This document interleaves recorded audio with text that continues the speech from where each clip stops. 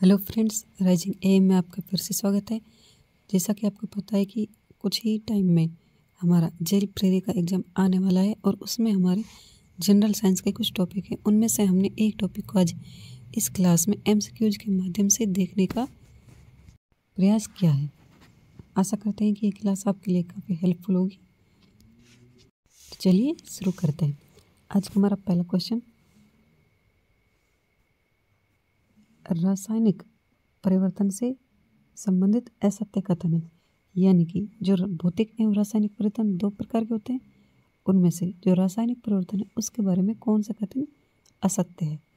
Option A, रासायनिक परिवर्तन में नए पदार्थ का निर्माण होता है। हम जानते हैं कि रासायनिक परिवर्तन में नए पदार्थ का निर्माण होता है और भौतिक परिवर्तन में नहीं होता है। सामान्यतः ऑप्शन बी है, सामान्यतः रासायनिक परिवर्तन को उत्क्रमित नहीं किया जा सकता। यानी कि एक बार अगर नए पदार्थ का निर्माण हो गया तो उससे दोबारा पुनः उसी पदार्थ को पूर्व पदार्थ को प्रभाव प्राप्त नहीं किया जा सकता। यानी कि ये भी सही है। ऑप्शन सी है हमारा, रासायनिक परिवर्तन को रासायनिक अभिक्रिया नहीं कहा जा सकता।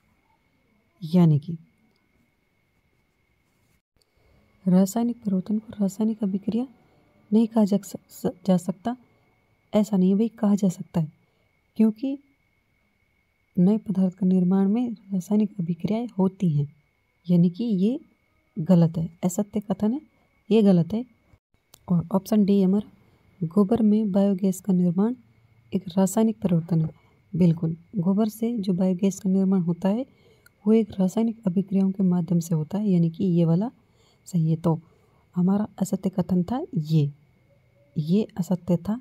यानी कि हमारा आंसर भी यही है। असत्य कथन बताना था, ये असत्य कथन है। क्वेश्चन 2 है, ऐसे परिवर्तन जो उत्क्रमित नहीं हो सकते, यानी कि दोबारा से वापस वही पदार्थ प्राप्त नहीं किया जा सकता। कौन सा है? कच्चे अंडे से उबला अंडा, एक बार अंडे को उबाल दे तो फिर क्या उससे कच्चा अंडा प्राप्त हो सकता है? नहीं हो सकता। यानी कि ये तो उत्क्रमित नहीं होगा। दूध से पनीर, अगर दूध से एक बार पनीर बन जाए तो क्या पनीर से वापस दूध बनेगा? नहीं बनेगा। रोटी बनाना है, आटे से रोटी बन गई, क्या रोटी से वापस आटा बनेगा? नहीं बनेगा। यानी कि ये तीनों परिवर्तन ऐसे हैं जो उत्क्रमित नहीं किए जा सकते। क्वेश्चन 3 है, प्रसार किस प्रकार का परिवर्तन है? यानी कि प्रसार जो है, फैलना, वो किस प्रकार का परिवर्तन है? उत्क्रमणीय, अनुत्क्रमणीय, उपरोक्त सभी, या फिर ऑप्शन डी है अपरिवर्तित। तो प्रसार एक उत्क्रमणीय परिवर्तन है। मोमबत्ती का जलना किस प्रकार का परिवर्तन है? ऑप्शन ए अनुत्क्रमणीय, ऑप्शन बी रासायनिक। तो हम जानते हैं कि मोमबत्ती जब जलती है, देखो जलने के बाद कोई वस्तु पुनः पहले जैसे हो सकती है क्या? नहीं हो सकती। यानी कि अनुत्क्रमणीय तो है। और रासायनिक और अनुत्क्रमणीय परिवर्तन रासायनिक तो होते ही हैं। यानी कि ए व बी दोनों। ऑप्शन सी राइट है। पीओपी का पूरा नाम है, यानी पीओपी का पूरा नाम क्या है? Plaster of Paris, plaster on Paris, plaster of Paris, या फिर प्लास्टर वन पेरिस। तो पीओपी का पूरा नाम है प्लास्टर ऑफ पेरिस। कोलतार को सड़क निर्माण में प्रयोग लेने हेतु किया जाता है। यानी कोलतार को सड़क में निर्माण में जब प्रयोग किया जाता है तो उससे पहले उसका क्या किया जाता है? ठंडा, ठंडा फिर गर्म, कोई नहीं, या फिर गर्म। तो कोलतार को सड़क निर्माण से पहले गर्म किया जाता है। Option D.